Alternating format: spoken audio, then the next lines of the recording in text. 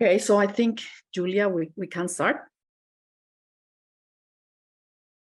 Julia, podemos ir comenzando. Muchas gracias, Sofía.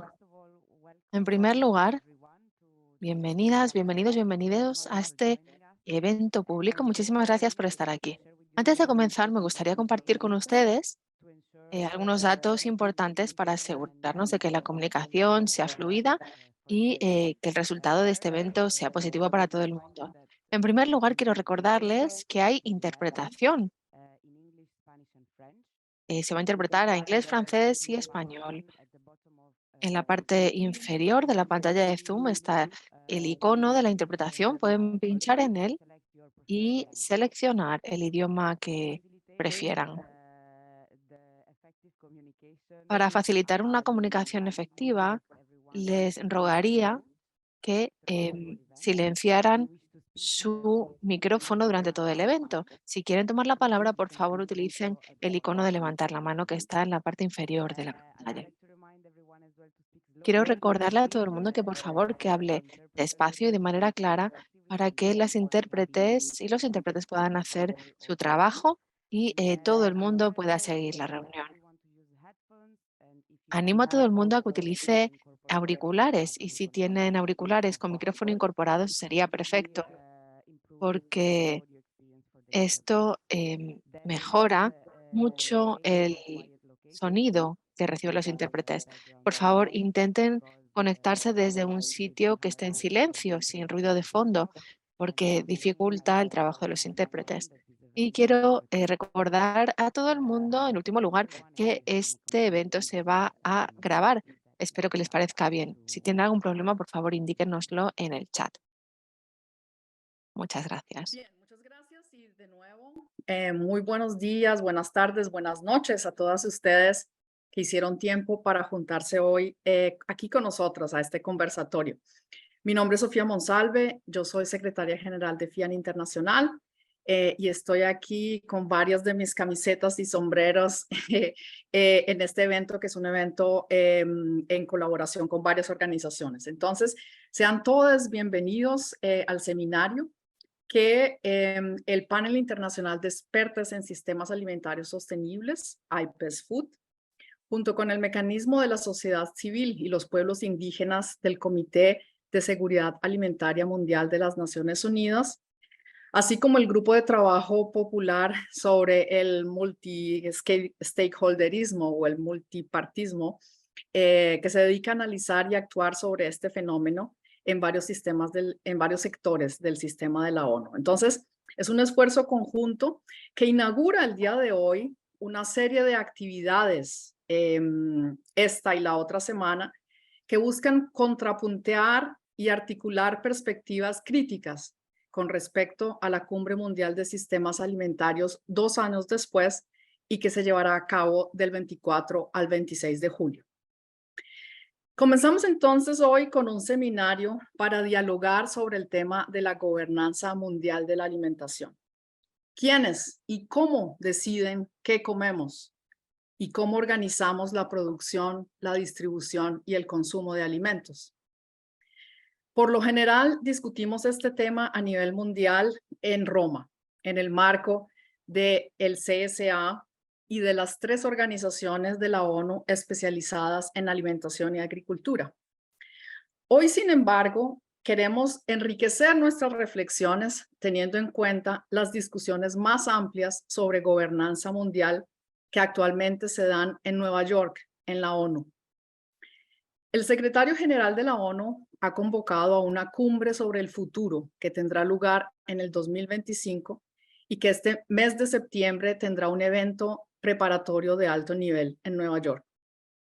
Las propuestas que se están discutiendo apuntan a reformar a la ONU, a cambiar su funcionamiento y su arquitectura en campos absolutamente claves como la gobernanza financiera. ¿Qué efectos tendrá entonces, tendrán estos cambios en la gobernanza de la alimentación? ¿Y qué experiencias y aprendizajes hemos tenido nosotras en el campo alimentario que deberían llevarse a esta discusión general sobre cómo reformar la gobernanza mundial? Ese es entonces el objetivo, el doble objetivo de nuestro conversatorio el día de hoy. Bien, específicamente queremos responder una serie de preguntas que tienen que ver entonces con cuáles son los principales debates y polémicas que se están dando en la preparación de la cumbre sobre el futuro. En particular, ¿de qué se trata la controversia entre el multilateralismo y el multipartismo, que diríamos en español por no tener mejor traducción del término multi-stakeholderism en inglés? Es un debate que tiene que ver con desplazar a los estados a las negociaciones intergubernamentales a nivel internacional de esta toma de decisiones, y si ustedes quieren privatizar la toma de decisiones en la medida en que se vuelven eventos informales a los que se invitan a múltiples partes, en especial a las corporaciones. Entonces, este es un debate central que queremos hoy ver cómo se está dando en el marco más amplio de Naciones Unidas. Y la segunda pregunta son cuáles son las experiencias, los logros y los aprendizajes en la gobernanza mundial de la alimentación, pero también en la gobernanza nacional, porque tenemos hoy invitados de gobiernos nacionales que nos acompañan también en estas reflexiones, que son muy importantes de destacar en términos de cuál es la gobernanza que necesitamos a nivel internacional y nacional. Bien, entonces, hemos tenido unos cambios en el programa. Como ustedes vieron, invitamos a varias personas de gobierno, entre ellas a la embajadora a la Embajada de Cuba en Nueva York, que está en este momento en la presidencia del G77. Lamentablemente, la representante de Cuba no puede acompañarnos el día de hoy porque tuvo un compromiso muy urgente que le impidió entonces estar hoy aquí con nosotras. Es muy lamentable porque Cuba está desarrollando unos debates muy interesantes a nivel del G77 en el marco de esta cumbre del futuro. Entonces, en último momento, logramos contar aquí con Harris Gleckman, que es el catedrático del Centro de Gobernanza y Sostenibilidad de la Universidad de Massachusetts en Boston. Él ha estado muy de cerca discutiendo con la Embajada de Cuba todos estos temas. Entonces, él nos estará acompañando hoy en nuestro conversatorio y nos va a contar entonces abrir este panorama, cuáles son los debates principales en la cumbre del futuro. Entonces, empecemos. Ese es el primer cambio en el programa, y el segundo cambio es que contamos también con la participación de la señora Kelly Mafford, de la Secretaría Nacional para los Diálogos Sociales, de la Secretaría General del Presidente de la República de Brasil. Ella lamentablemente tampoco nos puede acompañar todo el tiempo, entonces hemos alterado un poco el orden de las panelistas y escucharemos entonces primero estas reflexiones globales que Harris nos va a presentar, y luego entonces en un segundo momento pasaremos a escuchar a Kelly, que hablará entonces de la importancia de la participación social en la gobernanza nacional, pero también en la gobernanza mundial. Entonces, bueno, sin más preámbulos, quisiera darle la palabra a Harris en primer lugar. 7 minutos, por favor, Harris.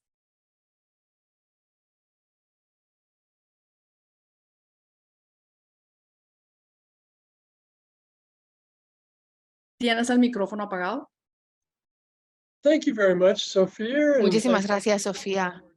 Muchísimas gracias a todas las personas que están en esta reunión de hoy.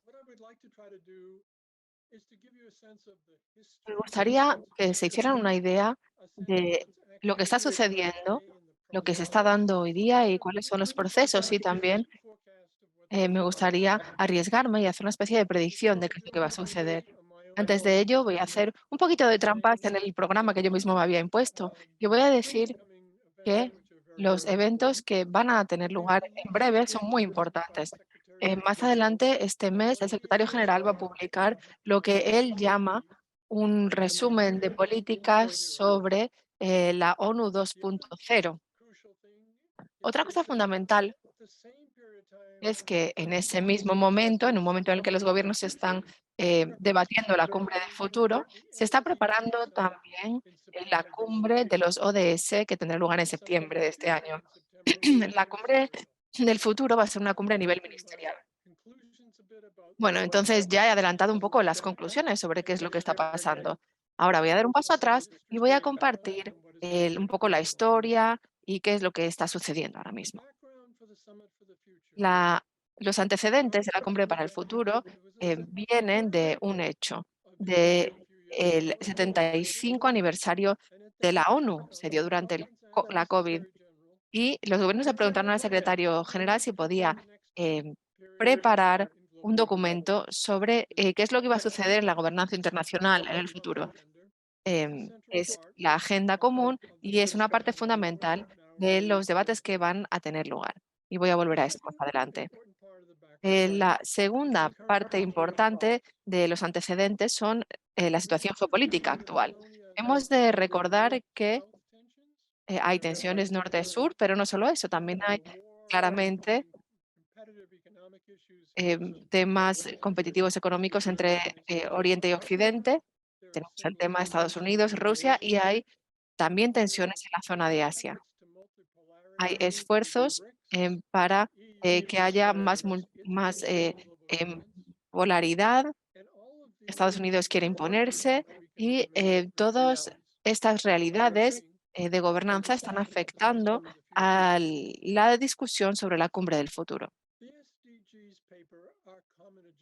El artículo sobre los ODS exige una cumbre de múltiples partes interesadas en septiembre de 2023.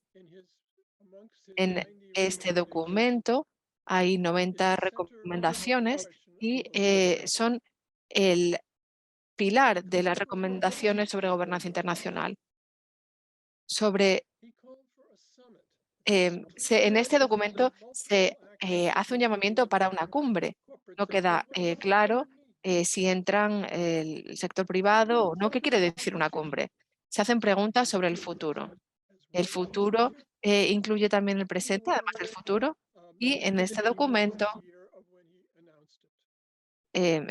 se dio hace un año, como digo, desde esta invitación a tener una cumbre de múltiples partes interesadas en 2023. Este concepto ha pasado a ser muy polémico. Además de la agenda, hay otros 3 documentos que son muy importantes y son pertinentes en este debate que se está dando. El secretario general invita a una serie de asesores senior, lo que llama la cumbre de alto nivel, para preparar ideas iniciales o de partida para las reflexiones. El secretario general ha continuado en 2023, ha seguido publicando una serie de resúmenes de políticas.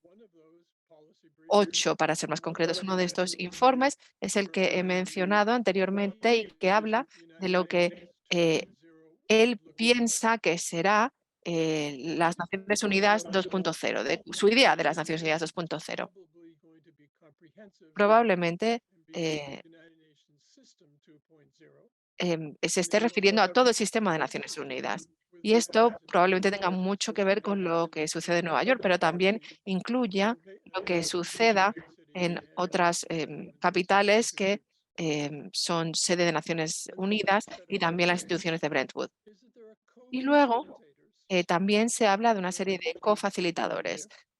Son Namibia y Alemania, que ahora están produciendo también documentos que pretenden resumir la situación en la que se encuentran los debates.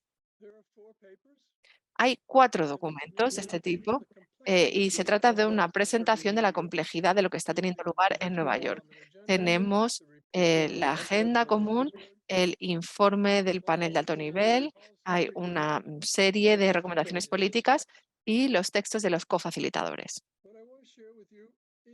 Lo que quiero compartir con ustedes son algunas de las tensiones o contradicciones que se están dando en este debate actualmente y me gustaría que analizáramos concretamente un documento producido por los cofacilitadores. Como estaba diciendo Sofía al comienzo, hay una tensión principal entre el multilateralismo y el multistakeholderismo o multipartismo. El secretario general propone una cumbre en la que habrá 9 grupos adicionales de partes interesadas. Significativamente, no propone ninguna negociaciones intergubernamentales adicionales. El grupo de los 77 ha reaccionado yendo a hablar con el secretario general y diciendo: un grupo de múltiples partes interesadas no tiene que ser quien tome las decisiones para el futuro. Y el secretario general accedió a este comentario y ahora mismo se habla de que es un grupo multilateral dirigido por el secretario de Naciones Unidas. Y esta va a ser la base de la cumbre para el futuro. Pero esa tensión entre multilateralismo y multistakeholderismo sigue ahí. Y hay una cuestión muy importante y es qué papel van a tener los gobiernos. ¿La gobernanza recaerá en los gobiernos o en grupos de múltiples partes interesadas dirigidos y controlados fundamentalmente por empresas transnacionales que van a contar con algunos grupos del mundo académico y de la sociedad civil y van a exigir una legitimidad dentro de la gobernanza internacional?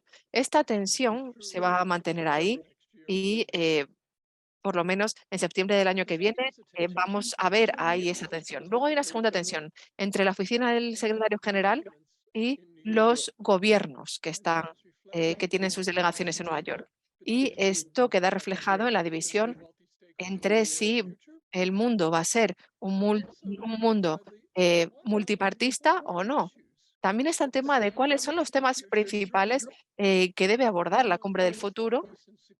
Tenemos la paz y la seguridad, tenemos temas relacionados con otros aspectos y estos tienen que ser fundamentales en los resultados. Luego voy a volver a este tema cuando hablemos del texto de los cofacilitadores. Disculpa, Harris, tienes un último momento, un último minuto, tienes que ir cerrando. El punto fundamental de este resumen es cuál es la visión que va a surgir de todo esto. Hay quien mira al futuro y dice que ha habido 75 años con un tipo de gobernanza y que tiene que haber un sistema totalmente diferente para que los gobiernos se organicen y que haya un liderazgo diferente. Hay también quien va a decir que son conscientes de que el sistema actual no está logrando la paz, la alimentación, etcétera, pero van a querer que haya cambios incrementales y exigir cambios. What is seen in the co-facilitators papers, what is seen in the En civil los documentos de los cofacilitadores y en los documentos de la sociedad civil, lo que vemos, el Citizens for United Nations, pues vemos un esfuerzo separado para definir el contenido del pacto para el futuro. Y eso, bueno, figura en el chat el proyecto de texto de los cofacilitadores actuales y probablemente más adelante escucharán que cada una de las oraciones sobre la cumbre del futuro que se debe celebrar en septiembre son cuestiones complejas y que suscitan divergencias. Pero bueno, así entonces escucharemos en las preguntas y en los comentarios. Pasamos entonces directamente ahora a invitar a Kelly Mafuat a que comparta con nosotros entonces sus reflexiones. Kelly, por favor, 7 minutos. Así. Bueno, gracias Sofía por facilitar esta interpretación. Gracias por invitarme a Elisabetta Recine de Brasil y también a Martin. Y gracias por escuchar a Harris y otros panelistas. Peço desculpas porque eu tenho que sair depois da apresentação, lamentavelmente, porque há chamado também de urgência de meu ministro, então, bueno, vamos ao trabalho.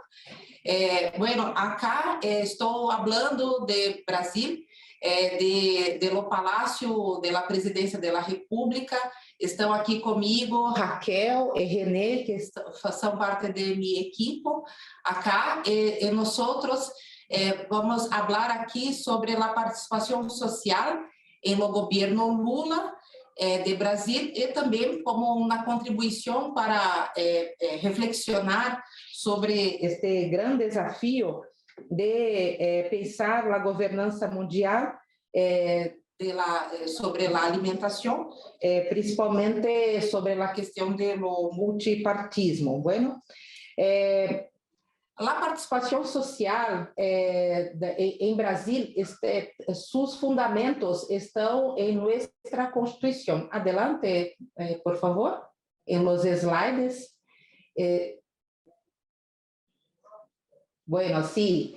Estes fundamentos da participação social estão muito expressos em nossa Constituição Cidadana de 1988.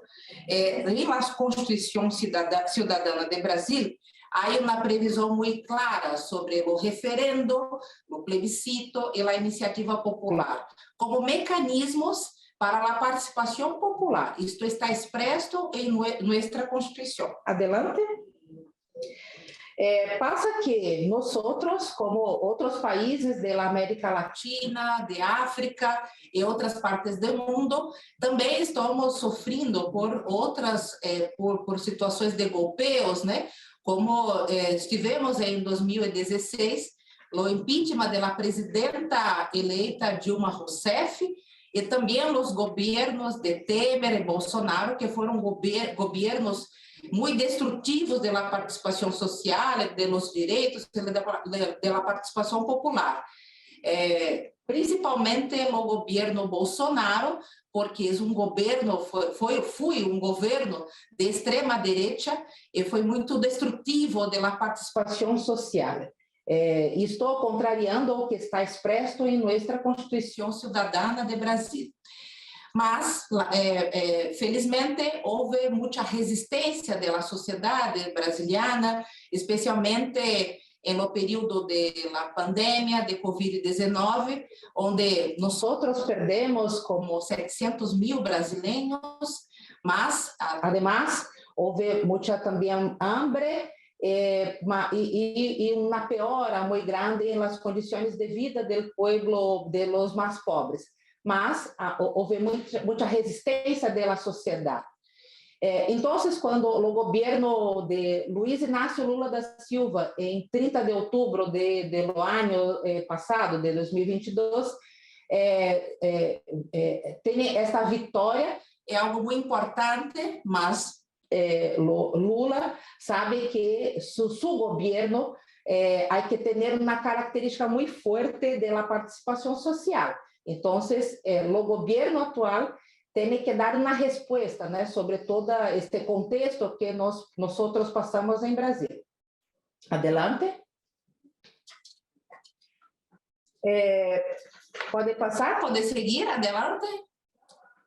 Bueno, e também, para isto, em este governo, foi criado uma Secretaria-Geral da Presidência, onde nós trabalhamos, onde eu sou secretária nacional, com outros companheiros e companheiras, está sobre coordenação do ministro Márcio Macedo.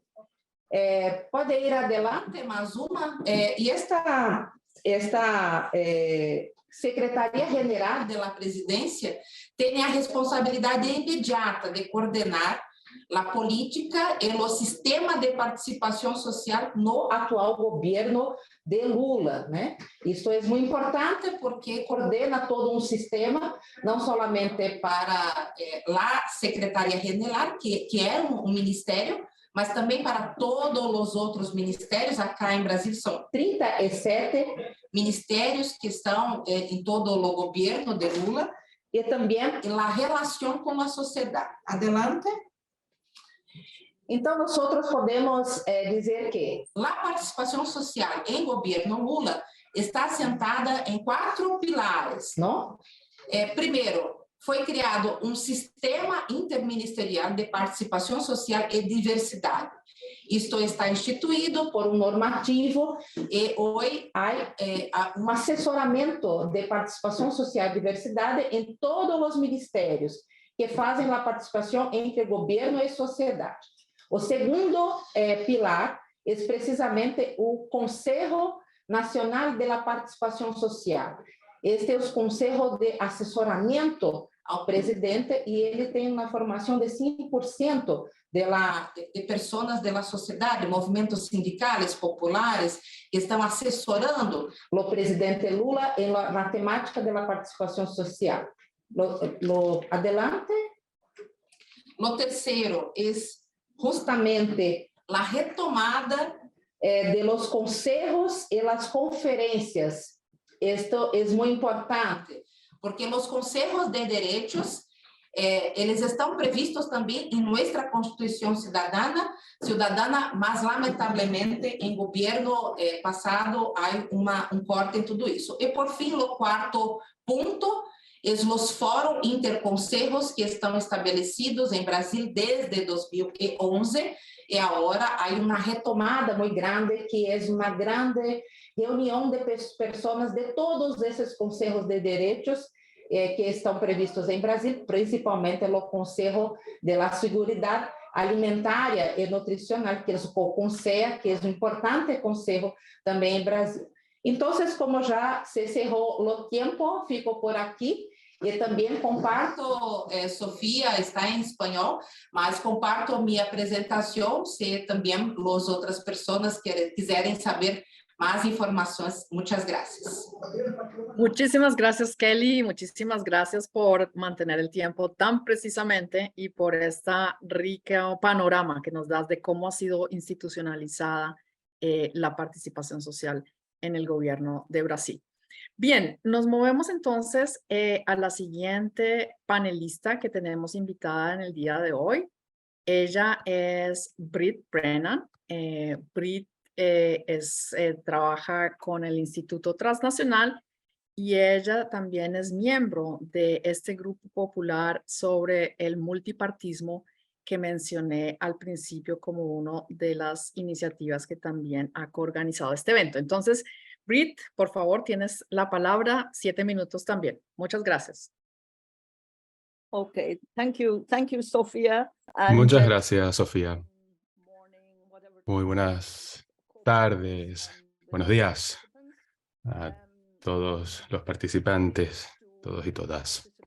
Es un honor intervenir en este intercambio de ideas y es un placer compartir nuestras preocupaciones, pero también nuestras respuestas a las tensiones y los desafíos que ha mencionado Harris en su introducción con respecto al multilateralismo y multistakeholderismo y a partir de las ideas de la colega brasileña y del gobierno de Lula. Como sociedad civil y como movimientos sociales nos preocupa, en concreto en el Grupo de Trabajo Popular sobre el multipartismo, cómo llegan esas amenazas desde las corporaciones, desde las transnacionales, y cómo entran en el sistema de la gobernanza internacional en ciertos ámbitos de las Naciones Unidas, en concreto, y también con una mucho mayor ambición, como lo indicaba la propuesta del secretario general de las Naciones Unidas con respecto a la cumbre del futuro de la ONU, y también cómo ese poder empieza a sentirse a partir de la reciente publicación del grupo de alto nivel, bueno, mejor dicho, de la Junta Consultiva de Alto Nivel, y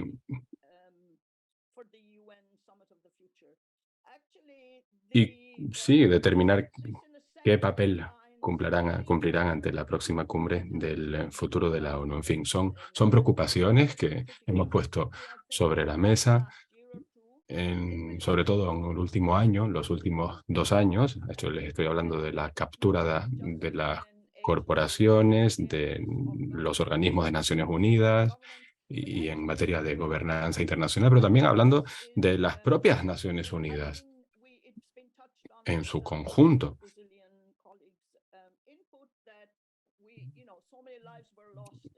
Se han mencionado desde Brasil, la COVID se ha cobrado muchísimas vidas y esa es una indicación de cómo las corporaciones operan, por ejemplo, con respecto a sus relaciones con la OMS, o bien con respecto a su obstinada resistencia a la hora de ceder los derechos de propiedad intelectual, sobre cómo las corporaciones operan y reemplazan la alianza COVAX por sus propios intereses comerciales con respecto, sobre todo, a abordar la pandemia en el sur global. Lo vemos también en el sector financiero. Se organiza en una nueva coalición, la Alianza Mundial para la Financiación de las Emisiones Netas Cero, con respecto al futuro de la COP, de la Conferencia Marco de las Naciones Unidas sobre el Cambio Climático. En fin, son señales que nos llegan.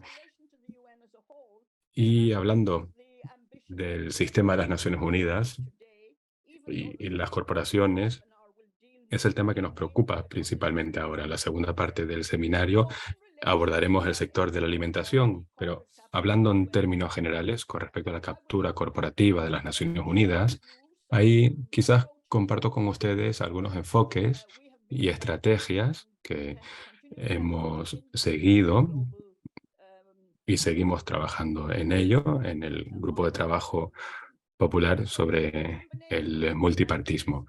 Les hablo de una combinación de 2 estrategias. Consideramos que es fundamental que los ámbitos de la alimentación, salud, educación, internet, energía, etcétera, pues bien, cómo entablar el diálogo entre los diferentes sectores y cómo resistirnos sobre el terreno con respecto a cómo las corporaciones dictan las políticas que afectan nuestras vidas. Ese es un ángulo de la estrategia que seguimos y eso constituye la estrategia de nosotros los pueblos y el enfoque a seguir con respecto a la cumbre del futuro de la ONU. Y luego está el segundo frente de la estrategia. Y esto es centrarnos en la intervención del G77 en el debate. A partir de una importante declaración reciente, crítica con respecto a cómo avanza la cumbre y también para ajustar el calendario.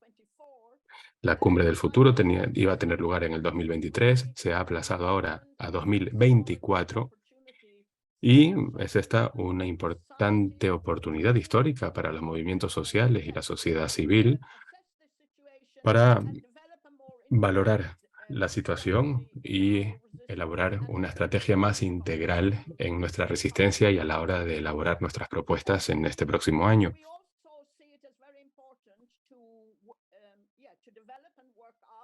Y esta cumbre nos permite trabajar conjuntamente, lo vemos como una oportunidad para acercarnos al G77.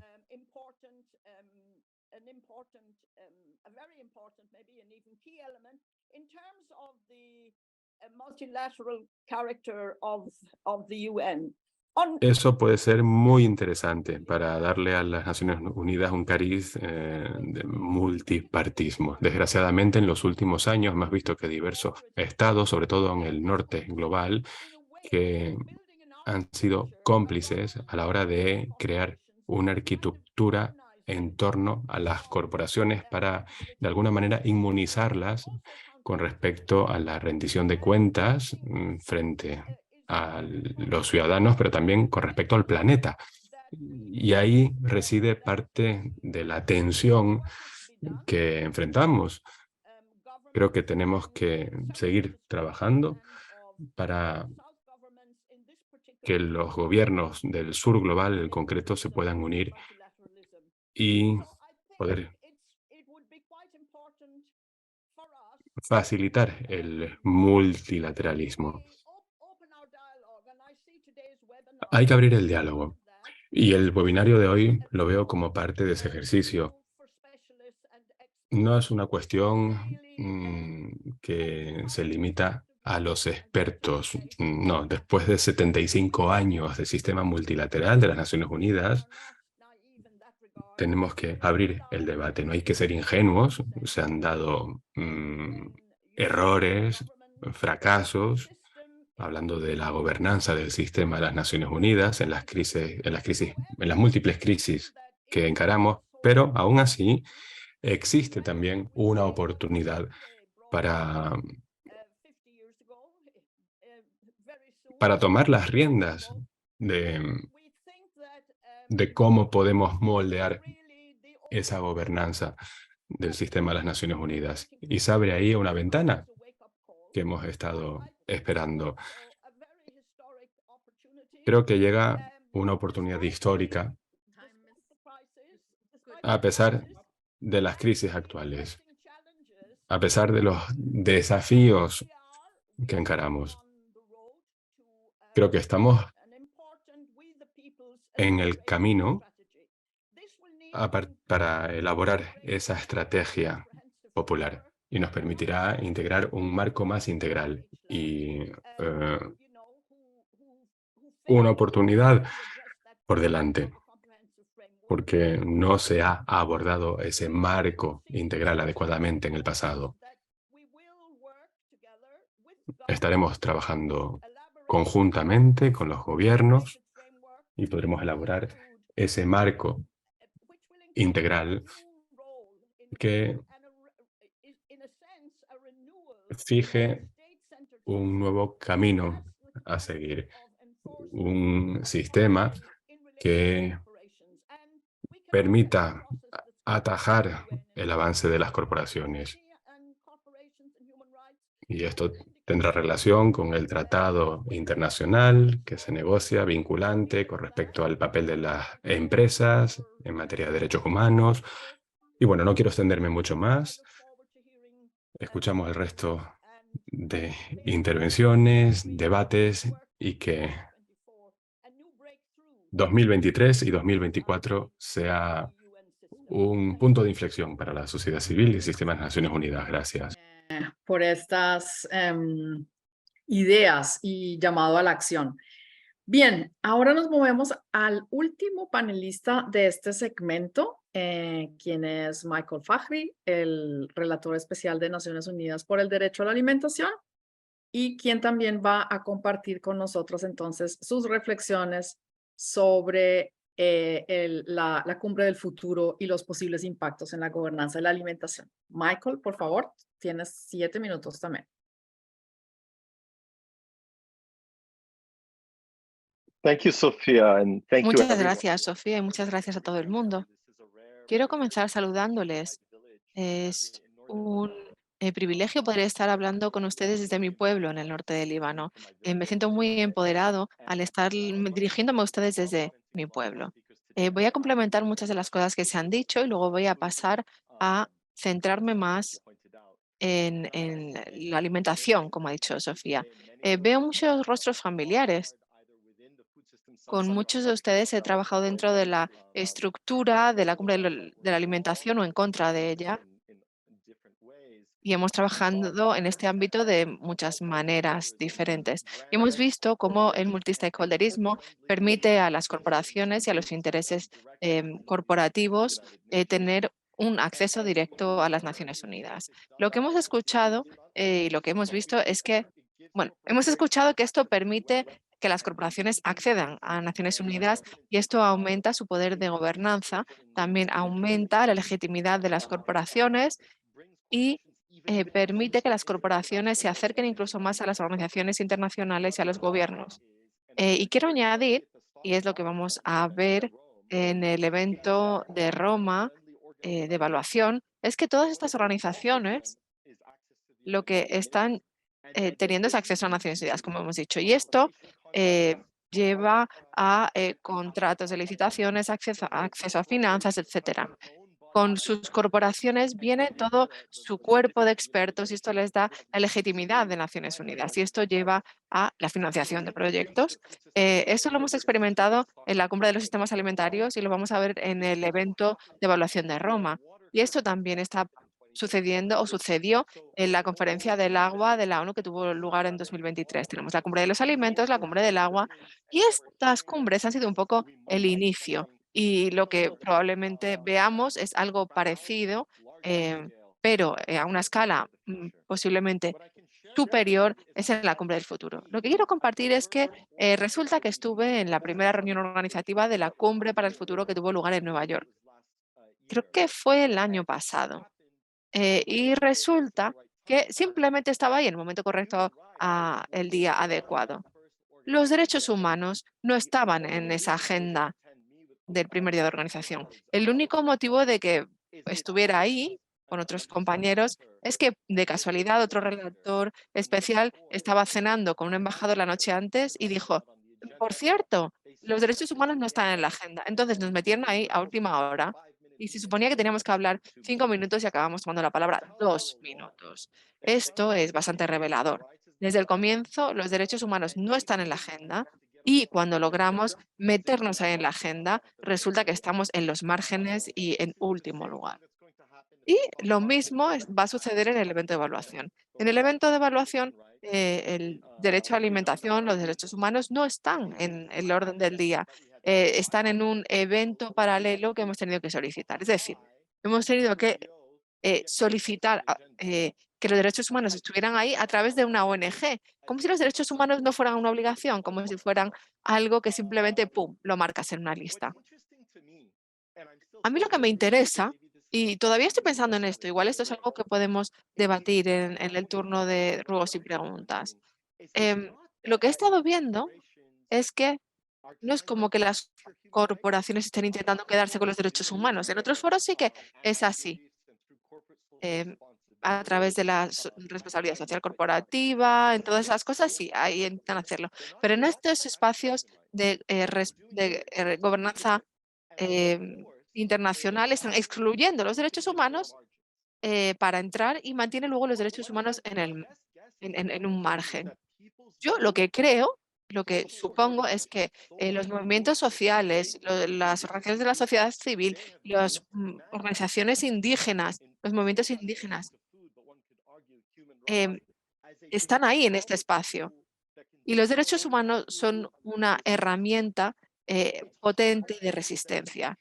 Y es muy difícil que capture los derechos humanos porque sigue estando en las manos de los pueblos y por eso simplemente lo excluyen. Todo el mundo sabe que el multilateralismo no funciona y ese es un problema. Cuando hablo del multilateralismo para enfrentarnos o como algo opuesto al multistakeholderismo o multipartismo, tengo que admitir que lo estoy diciendo por utilizar un término, porque no quiero defender el multilateralismo tal y como existe hoy día. Entonces estoy intentando pensar en qué tipo de multilateralismo es el que tendríamos que defender.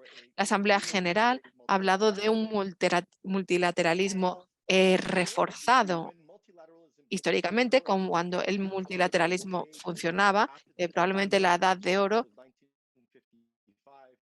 fue después de la conferencia de 1955, es decir, a comienzos quizás de los 70, ahí los países recién independizados de África y Asia estaban trabajando en solidaridad con Latinoamérica con una agenda explícitamente antiimperialista, y los países del llamado tercer mundo tenían una ideología muy concreta y unos marcos muy concretos. No era simplemente intereses políticos. Y ahí es donde funcionó el multilateralismo.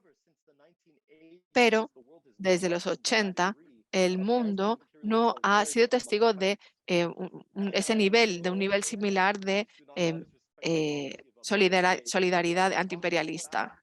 A menudo los países acaban adoptando una visión racista de soberanía. El llamado sur global utiliza su soberanía no solo para protegerse de interferencias, sino que a menudo la utilizan la soberanía para evitar sus obligaciones de los derechos humanos. Esa es la situación que tenemos actualmente, a diferencia de lo que teníamos en los 50 y los 60. ¿Qué es lo que me da esperanza? Bueno, cuando hablo con países como como Colombia, Suiza, Brasil, etcétera, cuando se habla del derecho a alimentación veo similitudes, veo un potencial de crear una alianza por la soberanía alimentaria que pueda ser apoyada. Me quedan 30 segundos. Solo quiero decir una cosita, Sofía, por favor, permíteme. Gracias. Si el multilateralismo puede reforzarse y se refuerza con la noción de la soberanía alimentaria, puede haber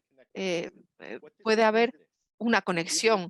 Y lo que puede suceder es que tendríamos que aceptar que los trabajadores, pastoralistas, campesinos, campesinas, son quienes representan la fortaleza del sistema. Sería un multilateralismo que identifique a las proveedores, proveedoras como entidades vinculadas con los consumidores que tienen el control sobre cómo nos alimentamos y que son los guardianes de nuestra relación con la tierra y el agua. Esto significa que estos sujetos son parte de las negociaciones, como ha dicho la compañera de Brasil, pero hay otros ejemplos a nivel internacional. Está la MSCPI, está el Tratado de Consejos Indios, y hay otros ejemplos.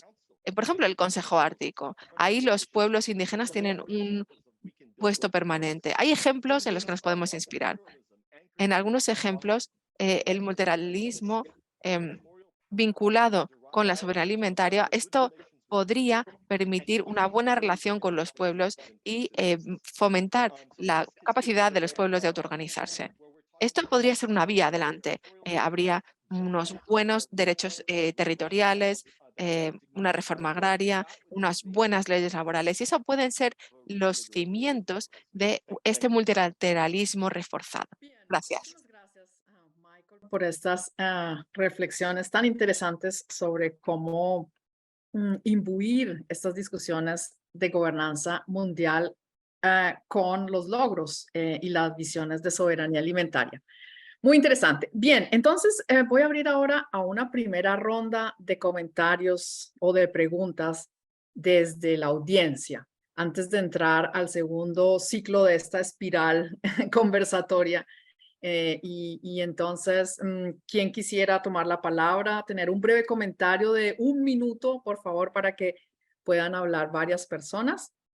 No veo ninguna indicación. Quizás Martín y Julia también me pueden ayudar. Judith is, Muy bien. Judith, por Judith ha favor. levantado la mano. Y luego Antonio. Adelante, Judith. Judith, Luego Antonio. 1 minuto, por favor. Thank you very much, everybody. Muchas gracias a todo el mundo. Estoy totalmente de acuerdo con todo lo que se ha dicho. Creo que sigue habiendo un elemento que no está ahí presente, y es el sistema capitalista neoliberal reforzado que subyace en todo este sistema de Naciones Unidas. El 18 de abril, las Naciones Unidas votó una resolución para apoyar la economía social y solidaria, y creo que es muy importante que incluyamos en nuestros debates, en nuestros argumentos, no solo la soberanía alimentaria y no solo el multilateralismo que queremos ver, sino también los cimientos de una vía alternativa adelante que se base en la economía social y solidaria. Antonio, por favor. Si te presentas brevemente. Yeah, sure. My name is Antonio Tovar. Hola, soy Antonio Tovar de la Asociación de Campesinos de Florida. Solo quiero decir que no me sorprende que los derechos humanos no se hayan incluido. Las corporaciones abusan de los derechos de los trabajadores por todos lados, se aprovechan de los campesinos, campesinas. Que las corporaciones piensen en los derechos humanos sería algo que iría en su contra, porque tienen que explotar a la gente para poder ganar lograr sus ingresos. Gracias, Antonio. Muchas gracias por todas las Pues queríamos presentaciones, han sido muy dejar dos buenas. personas más, pero si no, si nadie está pidiendo el uso de la palabra, creo que bueno, hay muchos comentarios por el chat. Es muy interesante también. Bien, entonces yo diría que iniciemos entonces el segundo segmento de, como les decía, de esta espiral que ahora quiere mirar, bueno, acabamos de revisar un poco cuáles son las discusiones mundiales sobre gobernanza, cuáles son los debates, las polémicas actuales. Ahora entonces queremos mirar de nuevo desde nuestros territorios, desde nuestro campo que es el alimentario, cuáles son los aprendizajes y las experiencias que hemos tenido en diseñar una gobernanza alimentaria como la que queremos a nivel nacional o a nivel también del Comité de Seguridad Alimentaria Mundial y su reforma en el 2009. Y luego también queremos analizar cuál fue la experiencia que nosotras tuvimos como respuesta autónoma que dimos a la Cumbre de Sistemas Alimentarios en el 2021, que ustedes recuerdan, muchos de ustedes recuerdan y saben que nos articulamos de manera independiente y autónoma a esa cumbre porque no vimos reflejadas nuestras preocupaciones ni nuestras ideas y aspiraciones de democracia y libertad en esa cumbre. Entonces, queremos recordar de nuevo cuál fue de qué trayectoria venimos y entonces esos serán los temas que los siguientes panelistas van a tratar. Bien, me acaban de decir que hay otro cambio en el programa. Lamentablemente, Víctor Suárez, el viceministro de Agricultura y Autosuficiencia Alimentaria de México, no estará con nosotros. Es muy deplorable. Él se pide miles de disculpas, pero también surgieron asuntos de mucha urgencia en su agenda. Entonces, él no estará con nosotros, pero nos manda, bueno, un saludo muy especial. Y bien, esperaremos verlo en alguno de los otros eventos de esta semana. Bien, entonces comenzamos esta ronda con la embajadora Nosifo Nauska Janji-Sile de la República de Sudáfrica. Ella es embajadora permanente de su país en Roma. Embajadora, tiene usted la palabra.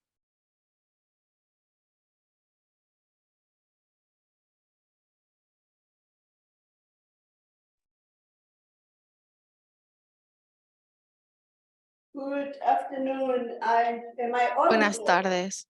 No sé si me oyen suficientemente bien. Sí, perfectamente. Muchas gracias por darme esta oportunidad.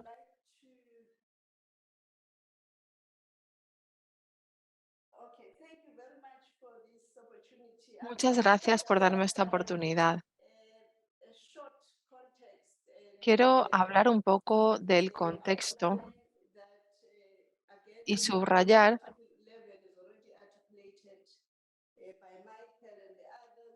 ciertas cosas que ya han mencionado Michael y otras personas. La alimentación es un derecho humano fundamental y necesitamos dar pasos para que este derecho se respete. Es la única manera de lograr que se respete la Agenda 2030.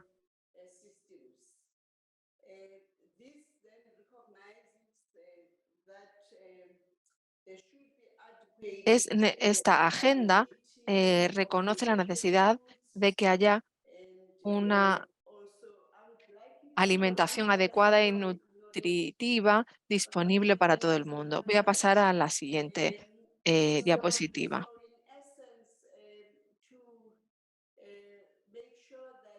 Tenemos que asegurarnos de que nos demos cuenta de que es necesario que haya unas vidas dignas y para ello tiene que haber una alimentación adecuada. También somos conscientes de que para lograr la soberanía alimentaria y una alimentación adecuada y tener unos sistemas alimentarios adecuados, para todos ellos, unos sistemas alimentarios adecuados es fundamental. La seguridad alimentaria mundial está en riesgo debido a la degradación medioambiental, la degradación de los ecosistemas, la pérdida de suelos, de biodiversidad, la degradación del agua, el cambio climático, el uso de productos químicos, pesticidas, los gases invernaderos de origen antropogénico, las emisiones de gases y la ineficiencia en el uso de agua, entre otros aspectos. Para abordar los ODS en relación con la alimentación, es necesario que nos demos cuenta de la importancia de tener sistemas alimentarios justos y resilientes para las generaciones actuales y futuras. En cuanto al multilateralismo, Sudáfrica se ha comprometido con reforzar el multilateralismo, sobre todo en lo relativo a transformar los sistemas agroalimentarios, sobre todo con el fin de ser más eficientes, más inclusivos y resilientes, así como sostenibles, y lograr así apoyar el cumplimiento de la Agenda 2030 y la Agenda 2063 para el África que queremos. Sudáfrica es una democracia que ha firmado diversos acuerdos multilaterales y forma parte del Comité de Seguridad Alimentaria. Forma parte también Sudáfrica del Comité de Seguridad Alimentaria y esta tarde voy a hablar de estos aspectos. El Comité de Seguridad Alimentaria se creó en 1974 para servir como un organismo intergubernamental y como un foro dentro de sistemas de las Naciones Unidas con la finalidad de revisar y hacer un seguimiento de las políticas relacionadas con la seguridad alimentaria, incluyendo cualquier y todo tipo de acceso y producción a la alimentación. El CSA puede servir como un organismo de gobernanza efectivo e inclusivo para la alimentación que necesitamos hoy día y en el futuro. El CSA es una institución muy importante para garantizar la realización progresiva del derecho a la alimentación. Es un organismo intergubernamental con 137 miembros y tiene un poder de convocatoria que trabaja en colaboración o que funciona en colaboración con los organismos, con otros organismos con sede en Roma y otros organismos de Naciones Unidas. Trabaja y colabora también con organismos científicos y también con la sociedad civil y el sector privado para lograr un planteamiento global de la seguridad alimentaria. No quiero entrar en más detalles, simplemente quiero destacar que se trata de una institución que se creó en colaboración a través de una colaboración entre la FAO, el FIDA, UNICEF, el PMA y la OMS, la OMS, así como con el informe sobre el estado de la seguridad alimentaria y la nutrición en el mundo, es decir, el informe SOFI.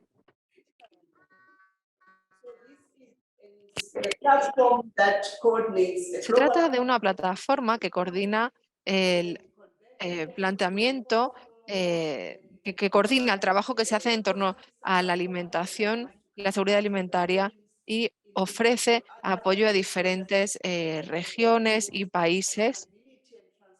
Promueve la rendición de cuentas y que se compartan y el intercambio de las mejores prácticas, y es una institución que tiene la capacidad de fomentar la ampliación de la escala de las iniciativas.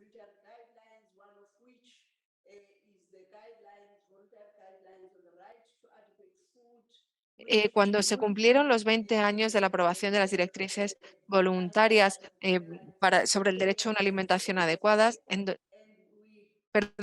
va a cumplir estos 20 años de la aprobación de las directrices voluntarias para una alimentación adecuada en 2024. Es una oportunidad que se debe aprovechar en el CSA 51 este año para reforzar los derechos humanos dentro de la agenda y de este modo asegurar sistemas alimentarios sostenibles.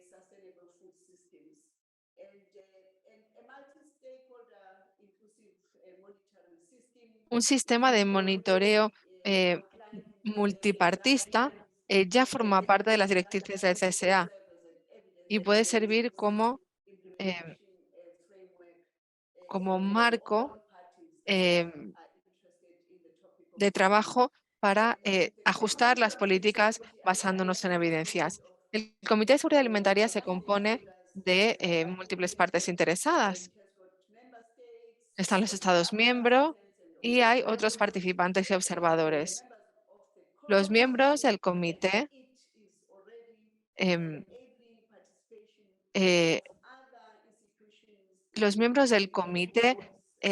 la participación está abierta a otros miembros y también están presentes la FAO, el FIDA y el PMA. También está abierto, como digo, a otros miembros y a otros miembros de Naciones Unidas. Esta es una característica muy única del CSA.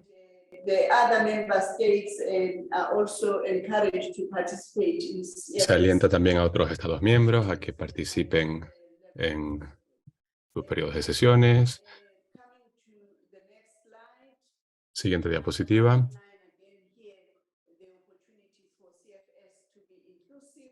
Aquí subrayo la inclusividad del Comité de Seguridad Alimentaria. Es una plataforma en pro de la transparencia.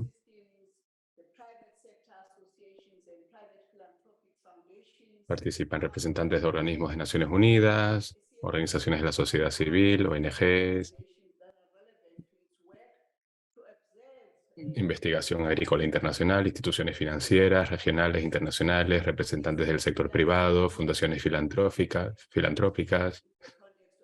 También puede invitar otras organizaciones interesadas en su labor para participar como observadores en los periodos de sesiones o en torno a puntos concretos del programa que aborden. Y su gobernanza incluye una mesa, un grupo asesor, un plenario, un grupo de alto nivel y la secretaría.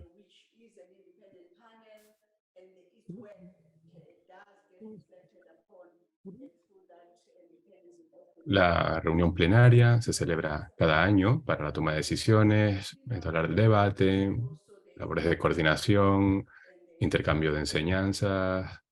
Es un ejercicio de convergencia entre todas las partes interesadas a escala global sobre cuestiones de seguridad alimentaria. Incluye el comité una secretaría permanente que incluye personal de la FAO, del FIDA, del Programa Mundial de Alimentos. Interrumpe Sofía, último minuto, por favor, para terminar. Sí, y luego está el grupo de alto nivel de expertos en seguridad alimentaria y nutrición, el GANESAN. Fue creado en octubre de 2009 como parte esencial del Comité de Seguridad Alimentaria. Facilita un asesoramiento y análisis independiente, científico, basado en el conocimiento científico.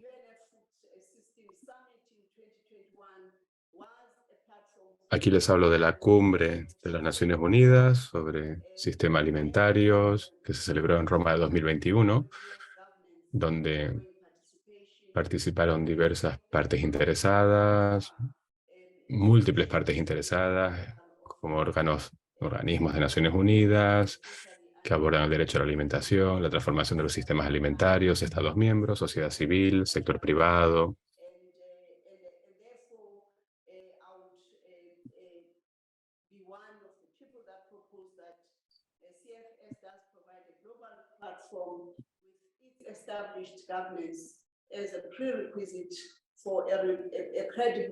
Se trata de una plataforma mundial con su gobernanza establecida como prerequisito para examinar y hacer balance a partir de pruebas del sistema de manera creíble.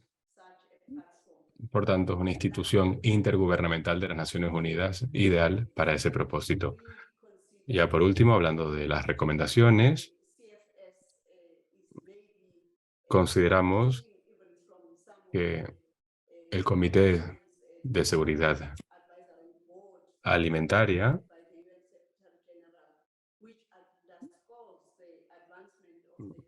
centra su labor en sus diversos mecanismos.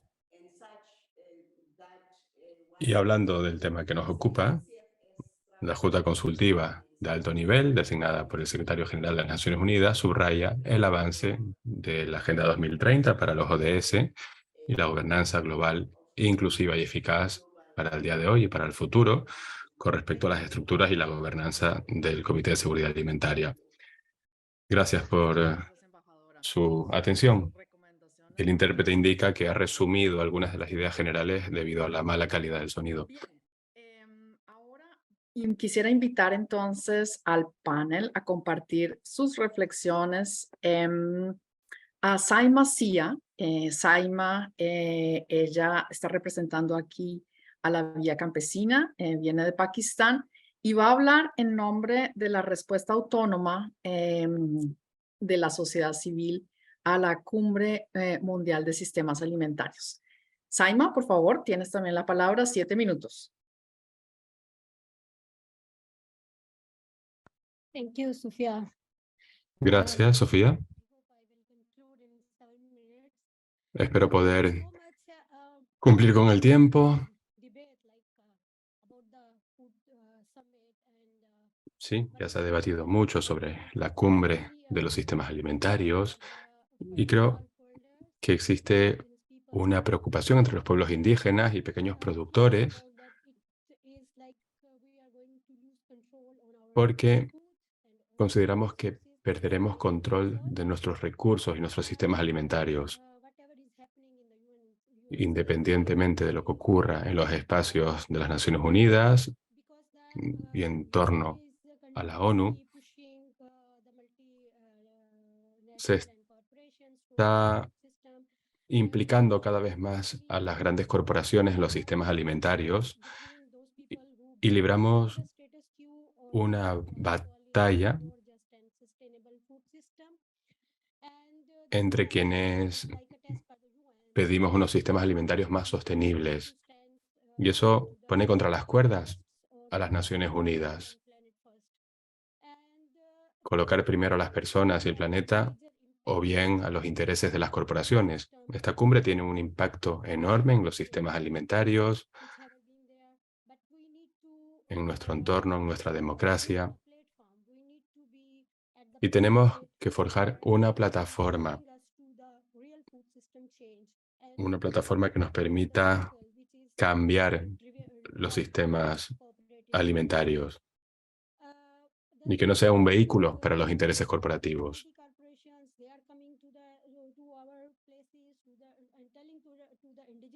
Las empresas nos dicen a los pueblos indígenas que estamos dañando el medio ambiente, la manera en que cultivamos la tierra o la manera en que utilizamos los recursos. Prácticas que preservamos durante siglos y que precisamente han contribuido a defender el entorno y los recursos y los alimentos, pero ahora vienen las corporaciones y describen cómo, a su juicio, no defendemos el entorno y están ocupando nuestras tierras y nos dicen lo que tenemos que hacer, lo que tenemos que cultivar y lo que no podemos cultivar. Y eso no podemos permitirlo. Son estas empresas las que están destruyendo nuestros bosques, nuestros recursos, el agua que durante siglos ha sido gratuita, de libre acceso para todo el mundo. Y luego llegaron las corporaciones y empezaron a vender el agua en botellas de plástico. Y luego también desechando el plástico en el entorno. No deben ser las corporaciones quienes nos digan lo que tenemos que hacer, como pueblos indígenas, como campesinos. Tenemos que crear, por tanto, un sistema basado en la sostenibilidad, la equidad, justo. Debemos hacer oír nuestra voz, una vez más, contra la captura corporativa de las Naciones Unidas. Demandamos un cambio en el sistema alimentario que ponga primero al planeta y las personas, y no la agenda de las corporaciones.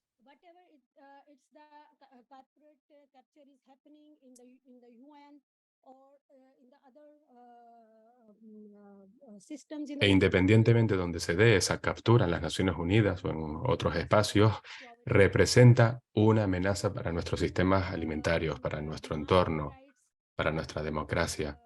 Debemos defender nuestros derechos. Para las generaciones venideras también.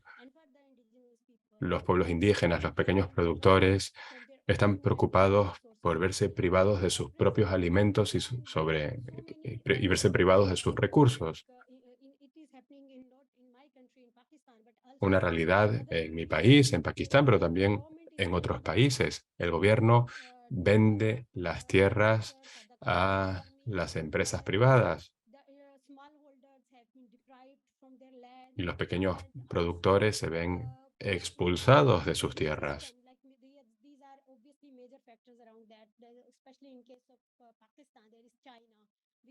Y no solo en Pakistán, también en otros países. China, por ejemplo, abraza la agricultura industrial. No debemos permitir que sus intereses prevalezcan sobre los nuestros, ya sea para los pequeños productores, para los pueblos indígenas, para todos los pueblos. Estamos en el debate del multipartismo.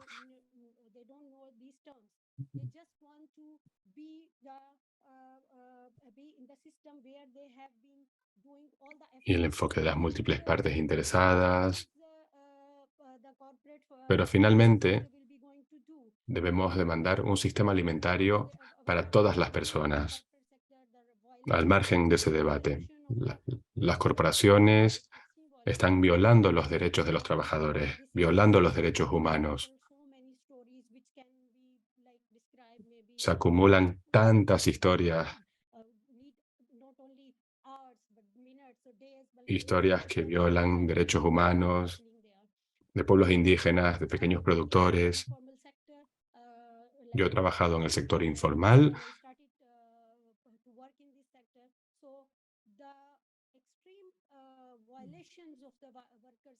Y soy consciente de esta situación. La he vivido.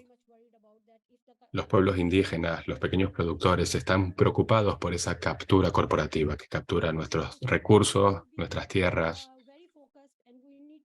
Por eso tenemos que ser muy claros con respecto a los enfoques alternativos y sobre la transformación de los sistemas alimentarios. ¿Y qué queremos? Queremos centrarnos en la soberanía alimentaria. Las comunidades deben controlar su propia producción, distribución, consumo de sus propios alimentos y que no las corporaciones o los ricos nos digan lo que tenemos que hacer y lo que no podemos hacer. Tenemos que también poner el foco en los sistemas agrícolas sostenibles, en beneficio del medio ambiente y de las personas.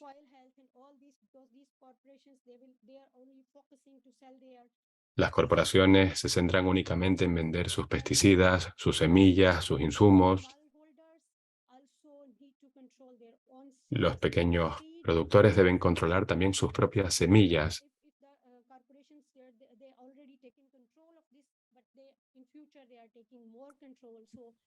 Debemos evitar que las corporaciones controlen las semillas y se acaparen de las semillas.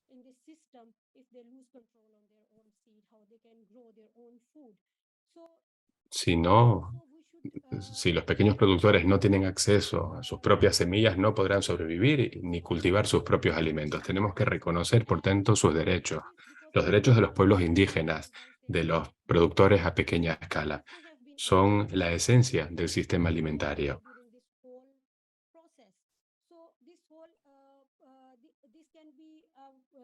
No se nos pueden privar de nuestros recursos para nosotros y para las generaciones futuras, para el planeta.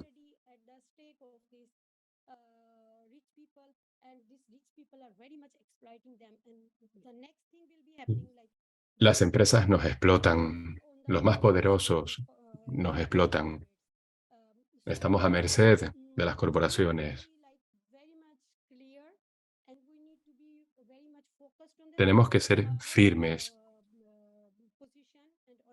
seguir nuestra estrategia, nuestra postura, en qué queremos centrarnos.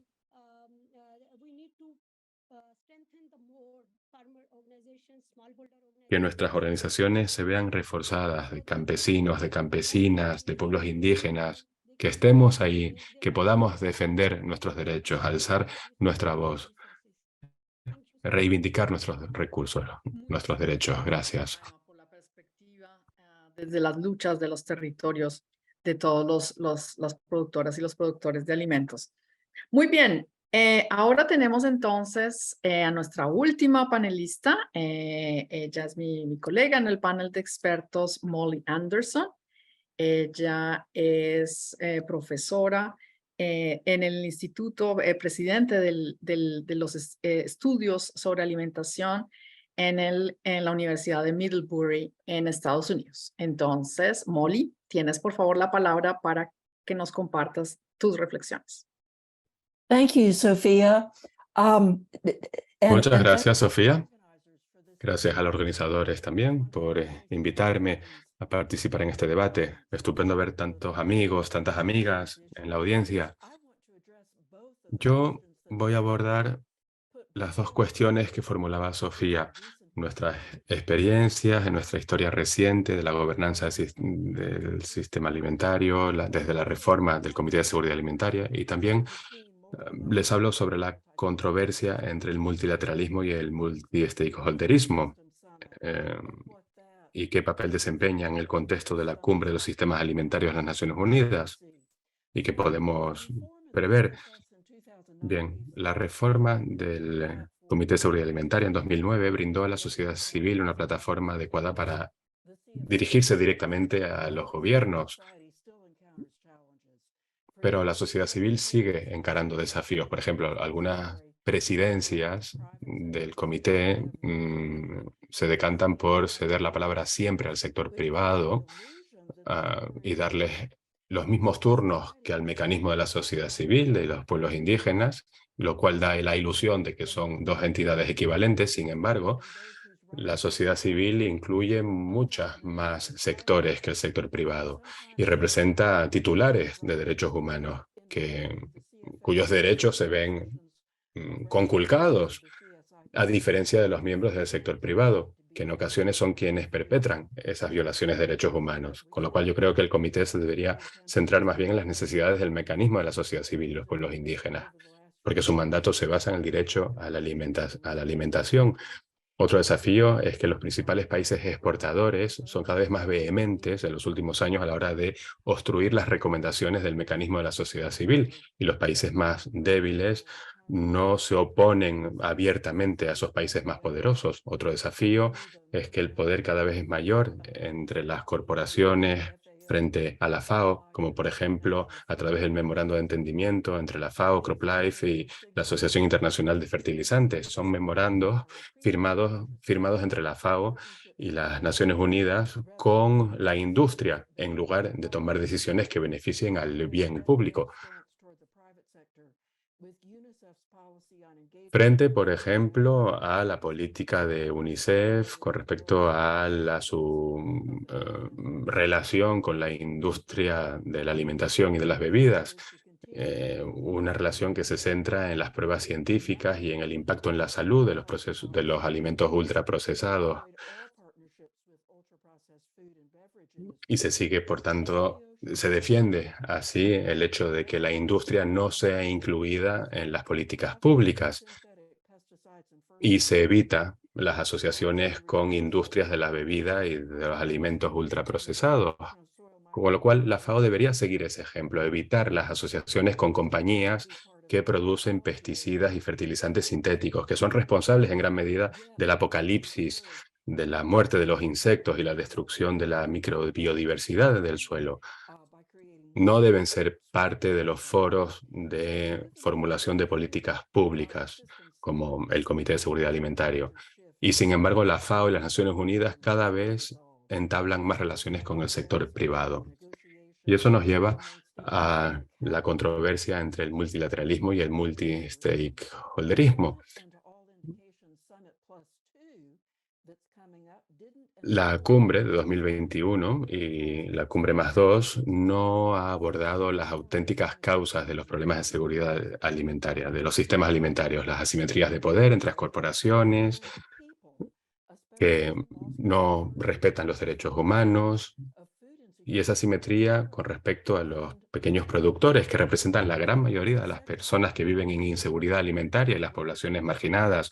Luego, las tremendas desigualdades en riqueza, recursos y poder político entre los países y en el seno de los países. Luego, las repercusiones de la pandemia de la COVID, del cambio climático, conflictos que vemos en todo el mundo, y luego la pérdida de gobernanza inclusiva democrática por parte de las personas que se ven más afectadas por las decisiones en materia de sistemas alimentarios, incluidos los pequeños productores. Como Michael Fakhri nos decía, el relator especial, los derechos humanos no se incluyen en el orden del día de la cumbre, y en instituciones como el Comité de Seguridad Alimentaria han sido dejadas de lado.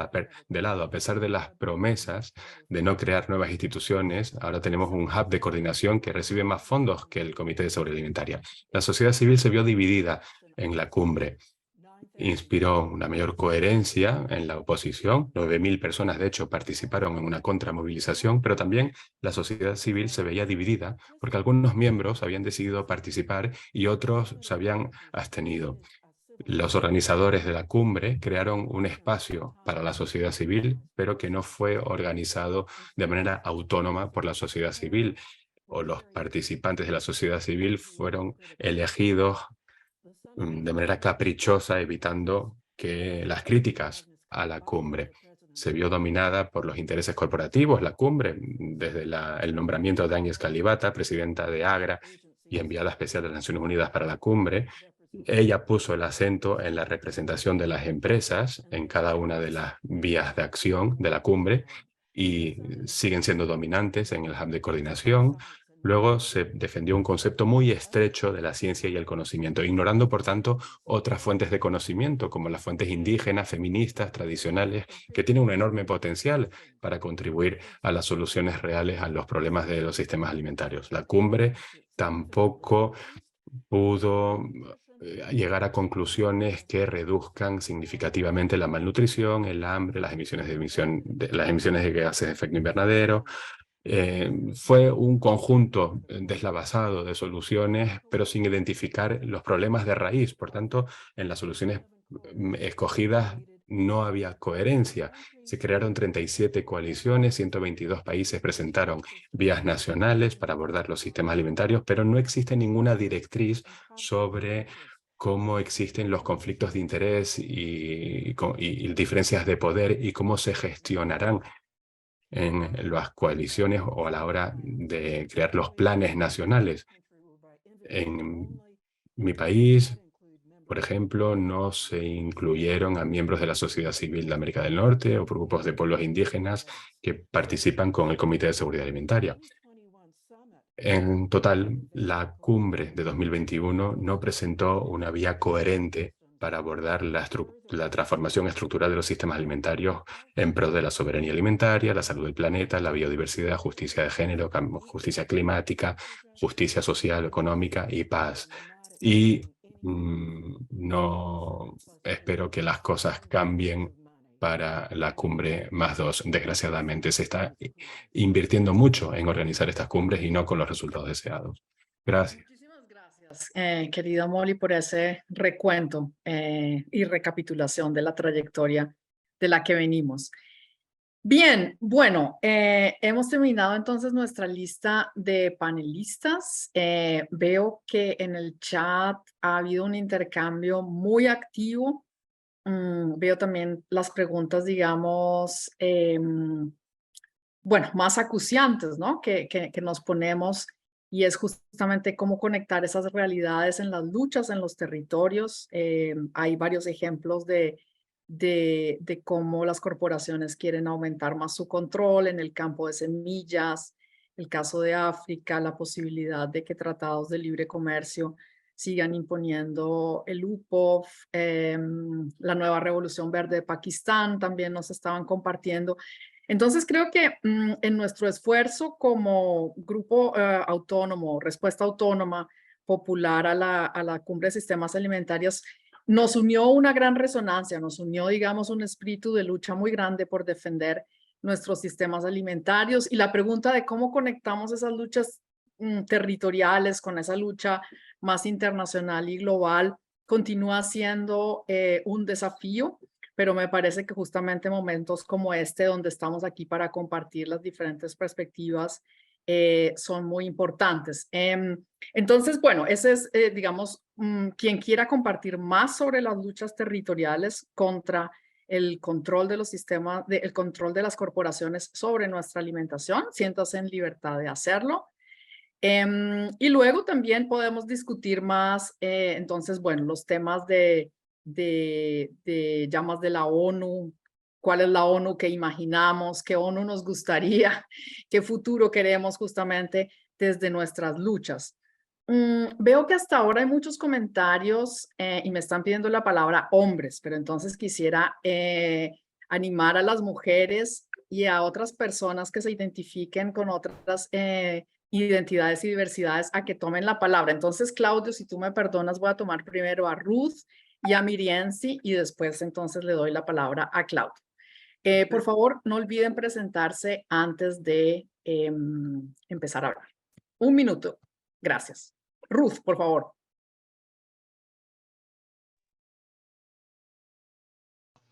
Oh, you're talking to me here. ¿Me estás dando la palabra a mí? Yes, I'm talking to you, Ruth. Please I'm introduce sorry. yourself. Sí, te estoy dando la palabra a ti.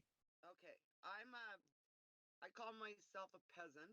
Me from Canada. considero a mí misma I'm campesina. Soy de Canadá, soy productora a pequeña escala, de producción ecológica, regenerativa. And I mean, this is such a complex problem. Ese es un problema tan complejo. La gente de mi país está contribuyendo a la inseguridad alimentaria, no solo en nuestro propio país, sino también en otras partes del mundo. Se nos enseña que estamos aquí para alimentar al mundo. Y mi postura siempre ha sido que la gente puede alimentarse a sí misma. Estoy de acuerdo con quienes han dicho anteriormente que las corporaciones, porque básicamente son las corporaciones y las políticas de los gobiernos influidas por las corporaciones, lo que crea la inseguridad alimentaria. Y en cuanto a cómo avanzar en este contexto, creo que hemos de dejar de preocuparnos de incluir a las partes interesadas, a las corporaciones, porque lo que hacen es secuestrar el proceso. Si queremos seguir adelante y buscar una reforma real en todo el mundo, tenemos que reconocer que no son nuestros amigos. Sus políticas y su deseo de crear beneficios es lo que crea la inseguridad alimentaria. Casi todos mis vecinos, vecinas, ya han aceptado el modelo corporativo. Eso está destrozando Canadá, está contribuyendo a la destrucción del medio ambiente, está contribuyendo a la inseguridad alimentaria en todo el mundo, porque somos un país que exporta y tenemos que dejar de pensar de esa manera.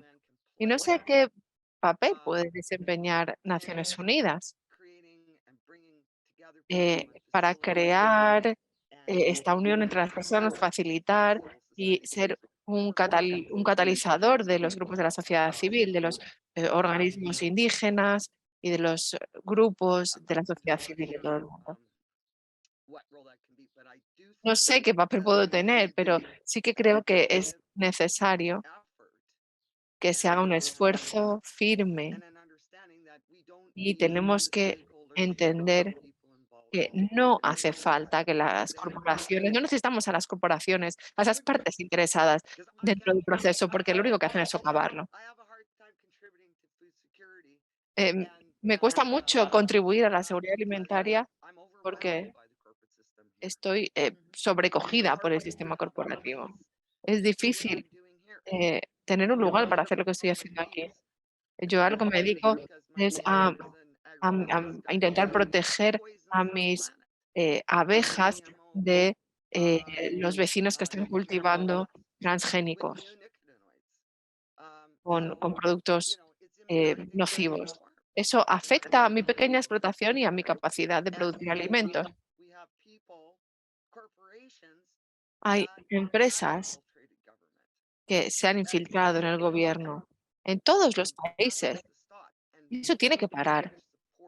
Y no recibimos mucho apoyo de los consumidores ni de otros campesinos que ya se han unido a ese sistema. Es un desafío. Pero si podemos unirnos, si podemos compartir ideas sobre cómo luchar contra el sistema corporativo, cómo podemos luchar contra nuestros propios gobiernos. Muchísimas gracias por compartir tus problemas con nosotras en ese seminario. Bien, ahora me voy entonces a Mirienzi. Tú eres la siguiente, por favor, preséntate. Uy, un minuto.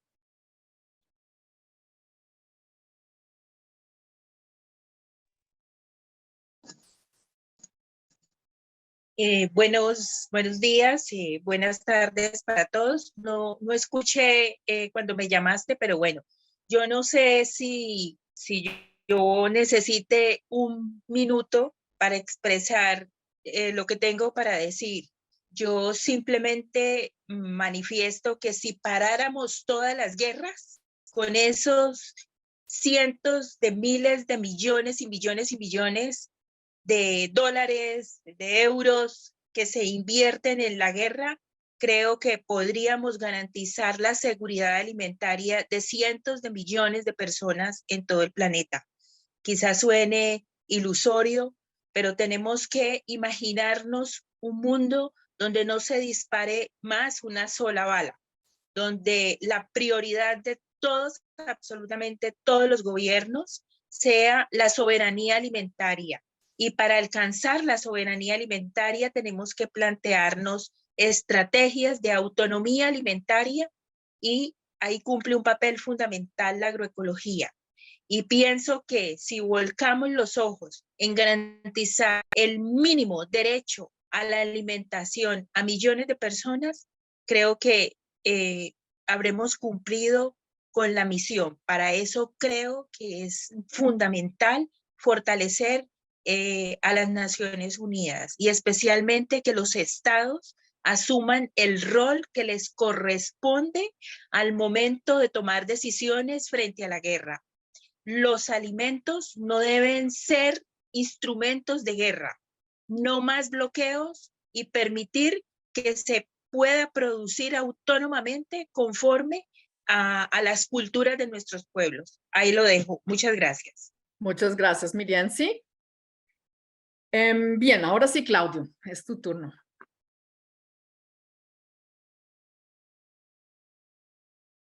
Micrófono apagado. Question is particularly, but not only for Michael and for Harris. Quiero dar las gracias a Michael y a Harris. La sociedad civil y los movimientos sociales hemos adoptado una táctica, una estrategia cuando nos vemos enfrentados a textos que están dominados por el multipartismo.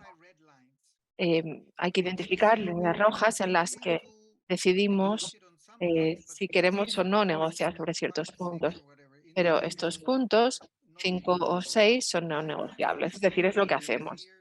Creo que en el próximo año, antes de la Cumbre del Futuro, vamos a encontrar textos en los que vamos a tener que, sobre los que vamos a tener que pensar y en los que vamos a tener que identificar líneas rojas. Michael ya ha dicho una. Por ejemplo, si en un documento no aparecen los derechos humanos, ¿qué líneas rojas vamos a decidir ahí? Entonces mi pregunta es, la postura de no suavizar nuestras líneas rojas y decir una línea roja es una línea roja y si se supera, salimos de aquí. Esto ya lo hicimos heroicamente dentro de la FAO y me enorgullece mucho. Y en segundo lugar, si hacemos esto, ¿lograremos cambiar algo? Si hacemos suficiente ruido, si logramos la atención de la prensa y decimos que este es un cambio de la estructura, de la estructura macro, esto deja de lado a toda la sociedad civil. ¿Esa sería una posibilidad política? ¿Sería un modo de proceder? Muchas gracias. Bueno, creo que voy a cerrar aquí la lista con Bintu, Farouk y Vide para darle la oportunidad entonces a los panelistas que comenten entonces después de estos comentarios. Bien, Bintu, por favor. Merci beaucoup. Bonjour a Muchas vous. gracias y a todos y a todas. Soy la señora Madame Bintu y les estoy siguiendo desde Bamako, en Mali. Estoy siguiendo con muchísimo interés todos estos intercambios, pero actualmente me veo un poco inmersa en una nebulosa, porque como africana estoy en esta nebulosa, pero también como campesina.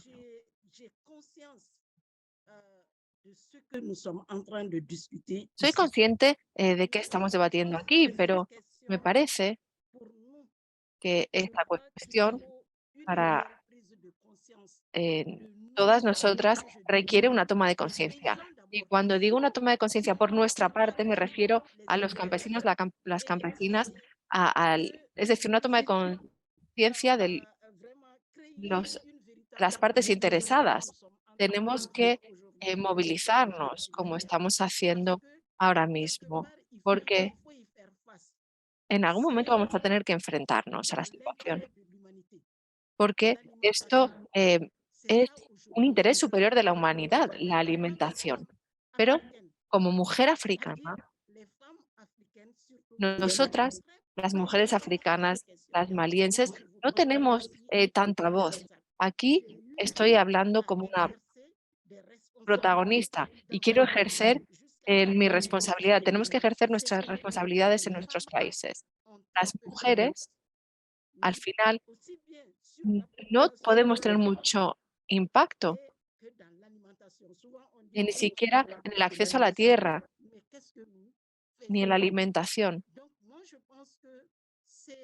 Me parece que este es el momento de movilizarnos de verdad. Aunque nuestros gobiernos a menudo no tengan mucho efecto a nivel internacional, pero tenemos que movilizarnos en cualquier caso. Tenemos que lograr que mucha gente se una, que muchos actores y actrices se movilicen en África. Tenemos que crear un auténtico frente contra el acaparamiento de tierras, contra la expropiación y el acaparamiento de la alimentación. Solo tengo un minuto, así que lo único que quiero decir es que hoy hemos comenzado el debate y tenemos que llevar este debate a nuestras organizaciones, a nuestras comunidades, para que nuestra voz se vea reconocida y tenga un eco. Eso es lo que quiero añadir a este debate. Muchísimas gracias. Muchas gracias, señora Samake. Bien, ahora le doy entonces la palabra a Vide Adedayo. Thank you very much. Muchas gracias. Soy Vaid Adedayo y soy profesora, investigadora y profesional. Me ha resultado muy interesante escucharles esta tarde, escucharlas. Trabajo en la Universidad de Lagos, en Nigeria. Estamos hablando de las corporaciones internacionales, estamos hablando de acuerdos internacionales, de colaboraciones. La mayoría de las naciones intentan adoptar acuerdos y firman acuerdos, pero vemos que muchos africanos, países africanos, firman acuerdos y aquí estamos hablando de multipartismo, de multilateralismo. Estamos hablando de todos estos conceptos, ¿no? Y somos conscientes de que la mayoría de las naciones, sobre todo las desarrolladas, apoyan hasta cierto punto a los investigadores, a los campesinos, para que logren esos conceptos tan bonitos y tan estratégicos. Pero en África, claro que nuestros líderes forman parte de estos acuerdos y firman estos acuerdos. Pero al final, la mayoría de estas naciones lo que pasa es que no tienen la capacidad de poner en práctica estos acuerdos. ¿Qué están haciendo las organizaciones para evaluar la implementación de estos acuerdos por parte de las naciones más pobres? Si estos conceptos se ponen en práctica.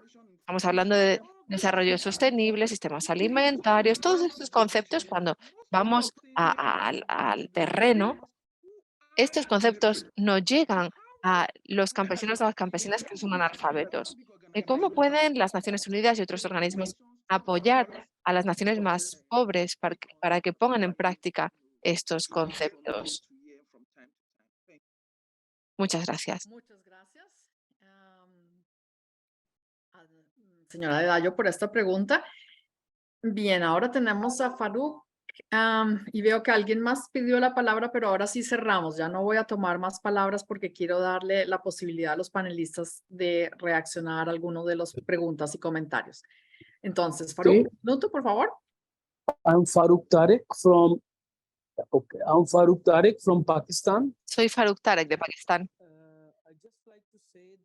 Y quiero decir que ayer hubo en Islamabad un seminario al que asistieron exportadores agrícolas, funcionarios, el primer ministro, y ahí se dijo que se iban a dar 4,4 millones de acres de tierra a las corporaciones, árabes, chinas y pakistaníes para realizar agricultura corporativa y abordar el problema de la inseguridad alimentaria. Ya vimos lo que sucedió en los 60 con la primera revolución verde, cuando aparecieron los tractores y empezaron a utilizarse los fertilizantes. Esto hizo que la agricultura pakistaní fuera una agricultura inútil. Esto redujo la producción por hectárea y no ha ayudado a que los campesinos vivan mejor. En vez de darle las tierras a los campesinos, a campesinos sin tierra, se les han dado a las corporaciones que pueden utilizar esta maquinaria pesada y que van a cultivar. Se podría haber apoyado a los campesinos y en su lugar se apoya a las corporaciones. Esto lo único que hace es causar más desigualdad. Además, es algo no democrático. Ahora mismo, el Parlamento está controlado por estos poderes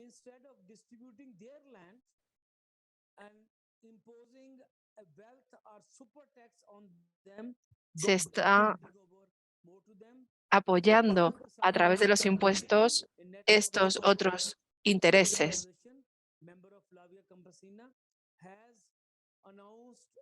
Hay un miembro de la Vía Campesina que ha anunciado una campaña contra el gobierno y vamos con esta campaña a luchar contra este acaparamiento de tierras. Este es uno de los grandes problemas que tenemos en Pakistán. Muchísimas gracias, Faruk, por compartir lo que está sucediendo en Pakistán.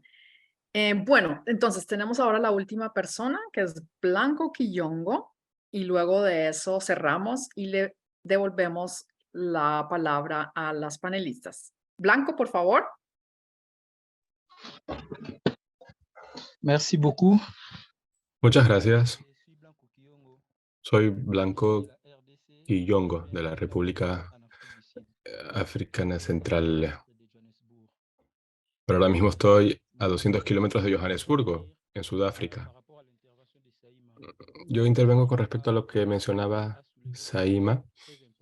Ella me ha mencionado ideas muy importantes con respecto a nuestra lucha. Y según su testimonio, tenemos luchas comunes, con lo cual nos solidarizamos para poder combatir el capitalismo y los países capitalistas que siguen forjando alianzas para silenciar nuestra lucha. Y eso exige que nos solidaricemos entre los campesinos. Yo he lanzado un llamamiento a esa solidaridad campesina.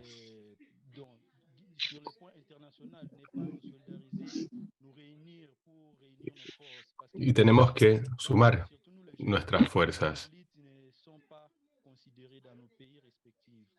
Nuestras luchas no son reconocidas en nuestros países respectivos. Nuestra situación es compleja. Cada vez somos menos campesinos y campesinas. Y eso nos exige estar juntos y solidarizarnos. Por eso yo hago ese llamamiento a la solidaridad campesina y de la juventud también. La juventud campesina. De la juventud por fortalecer la solidaridad entre nosotros. Creo que es un mensaje muy importante justamente en medio de nuestras reflexiones de cómo encontrar todos estos desafíos y cómo superarlos. Bueno, quisiera entonces ahora ver quiénes de los panelistas quisieran responder algunas de las preguntas. Hay unas en el chat también que me parecen bastante interesantes, justo las que se refieren a estas, a cómo la ultraderecha está acusando a la ONU de ser comunista y cómo supuestamente estas corporaciones que quieren hacer limpiarse de verde, de azul, de violeta, de todos los colores, las están acusando también de socialistas y cómo evidentemente entonces esta constelación eventualmente nos hace todavía más difícil criticar a la ONU porque justamente la ultraderecha fascista está atacando a la ONU. Entonces me gustaría, ya veo que Brit, Molly y Michael quieren comentar, así que adelante, Brit, por favor.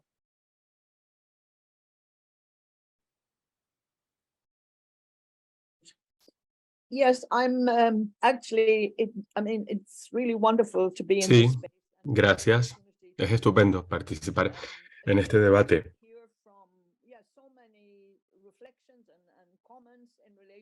Y muy interesante escuchar tantas reflexiones y comentarios sobre las diferentes dimensiones del movimiento de la alimentación y cómo responde a esta captura corporativa. Yo tengo una pregunta por mi parte.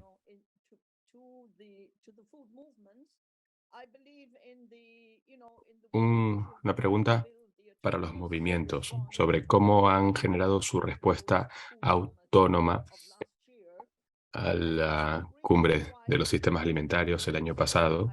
Pues eso yo creo que constituye un precedente. En ocasiones, en nuestros intercambios, en nuestro discurso, no prestamos atención a lo que ocurre entre los movimientos, en el seno de los movimientos, en las últimas 2-3 décadas. Yo creo que se ha dado una atomización de nuestros esfuerzos. Quien hablaba antes decía que nuestras luchas no se están escuchando suficientemente, incluso en nuestros países, a escala nacional. Y ahí una de las víctimas de esta globalización capitalista neoliberal es la atomización de los movimientos, la fragmentación de los movimientos. Entonces, una pregunta que tengo al grupo de enlace para la respuesta autónoma. ¿Cómo han podido ustedes dar una respuesta de este calado sin precedentes con respecto a la cumbre de los sistemas alimentarios del año pasado? Creo que tenemos muchas enseñanzas que aprender a partir de ahí. Y luego, otra observación más general, creo que no la hemos abordado adecuadamente, esa dimensión, pues es la narrativa, ¿no? El discurso de las empresas, incluso con respecto al multipartismo. Esa narrativa ha sido dominante, casi omnipresente, sin contar con nuestras propias luchas de los movimientos sociales. Con lo cual, sí, tenemos que forjar esa solidaridad entre nuestros movimientos. Intentar enfrentarnos a la cumbre del futuro a través de nuestras estrategias de comunicación y cómo podamos unirnos. Entonces, bueno, estas son mis observaciones y mis preguntas. Gracias, Sofía. Intento ser rápida para también poder escuchar a Michael y Kelly lo que dicen. Bien, tenemos que reconocer que lo que ocurre a día de hoy es la clara continuación del colonialismo y del racismo. Y está avanzando esa tendencia. Los países luchan contra el colonialismo y al tiempo tienen que luchar contra esta corporación, esta captura. Luego, con respecto a lo que se comentaba sobre no tenemos que preocuparnos por incluir las corporaciones en la gobernanza, bueno, pues eso me lleva a lo que decía Brit de la narrativa, el discurso. Bueno, el argumento es eso, es ese, que necesitamos a las corporaciones, a las empresas, al sector privado, porque ellos tienen el dinero y los países no tienen dinero. Fondos para sus planes, etcétera. Con lo cual, sin las empresas privadas no podemos hacer nada. Entonces, la solución ahí es una tributación justa. Tenemos que gravar a las empresas y no desviarnos de esa tributación. Y luego de ahí encaja el acuerdo del papel de las empresas en respecto a los derechos humanos, que contribuirá a que las empresas sean más responsables. Luego también se había hablado sobre la necesidad de sensibilizar, el establecimiento de líneas rojas, si eso va a ser eficaz o bien si eso va a aislar a la sociedad civil. Yo diría que las líneas rojas no debilitan a la sociedad civil.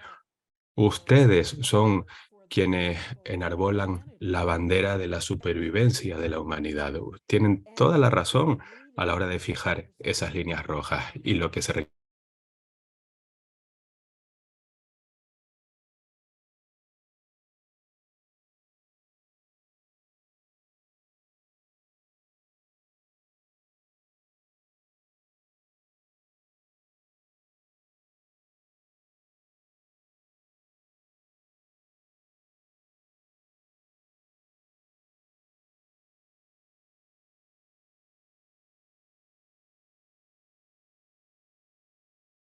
say some final comments, and I also need to make a very brief announcements for the upcoming events during this and next week. Is that okay for the interpreters? Okay, thank you very much.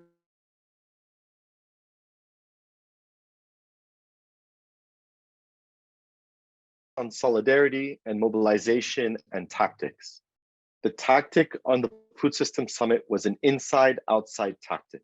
The People's Organization se centró en la organización de los pueblos, un grupo autónomo, y fue muy eficaz con respecto a quienes luchábamos en el interior. Líneas rojas, posturas militantes clave, siempre y cuando la coordinación se garantice entre los que estamos dentro y los que están fuera. Hay un problema cuando las organizaciones de la sociedad civil empiezan a juzgarse entre sí por las posturas que adquieren unos y otros. Yo recomendaría garantizar la comunicación, y el problema está en que cuando las organizaciones negocian con las empresas al margen de lo que se decida. Eso exige una mayor coordinación. Luego, trabajar con el máximo de Estados miembros, fundamental. Con coaliciones de Estados que aceptan nuestros preceptos, bien, pero luego hay países que temen los derechos humanos como una herramienta antiimperialista, ¿no? Para defenderse. Y luego, volviendo a lo que mencionaba Antonio de Florida, del sindicato, hay que generar esa solidaridad entre el campesinado, pero una de las fuerzas más poderosas es la de las alianzas entre campesinos y trabajadores. Es difícil, pero esas alianzas, si se forjan, son esenciales. Y yo, como siempre, estoy a su disposición para estar en ese espacio entre lo que se consulta fuera y dentro. Lo que se consulta, negocia y debate. Me imagino porque ella ya tuvo que salir. Por favor, un minuto. No escuchamos. Ok. Ahora. Bueno, mi intervención es más en el sentido de agradecer la invitación en nombre de nuestra secretaria nacional de Diálogos Sociales, Kelly Mafor. Agradecemos la oportunidad de poder haber participado en este encuentro tan importante para nuestros pueblos. Tenemos que debater con la población de todos los pueblos nuestra alimentación. No será un sector o un conglomerado de empresas que se comprometerá con la nutrición adecuada de una población. Debemos pensar en modos alternativos de gobernanza que incluyan la soberanía alimentaria y derechos humanos. Es esto. Muy bien, muchísimas gracias. Bien, entonces hemos llegado, creo que al final de nuestro conversatorio por el día de hoy. Ha sido un intercambio muy rico, donde creo que de alguna manera estamos tratando de ser creativas para vivir la solidaridad, para vivir el desafío tan complicado que es poner las resistencias, tejerlas conjuntamente para que logramos crear ese poder y esa presión que se necesita para mover las cosas a nivel global. Les había prometido anunciar los eventos de esta semana. El día de mañana tendremos el evento de las organizaciones de la sociedad civil africana que presentarán su propio monitoreo de lo que ha pasado después de la cumbre. Es un evento donde es principalmente para las organizaciones africanas. Observadoras de otras regiones pueden participar, pero es una discusión entre las organizaciones africanas para entender lo que ha pasado. Luego, el día miércoles tendremos el siguiente evento donde pondremos más la atención en cómo el poder corporativo ha aumentado y cuál fue, digamos, su rol en la cumbre. Las compañeras creo que en el chat ya anunciaron todos estos eventos. Y el 17, la próxima semana, tendremos entonces nuestra conferencia de prensa donde presentaremos nuestro posicionamiento en frente a la cumbre +2. Bien, entonces quisiera agradecer muchísimo a los panelistas, a todos los panelistas por sus fantásticas intervenciones, a las participantes por compartir toda su experiencia y toda su sabiduría, a las intérpretes por habernos acompañado como siempre y a quienes estuvieron detrás de la organización de este evento, la Secretaría del MSCPI y a estas tres redes, la Secretaría de IPES Food y del Grupo de Trabajo sobre el Multipartismo. Entonces, bueno, nos veremos esta semana en los próximos eventos y les deseo una tarde un día muy, muy feliz.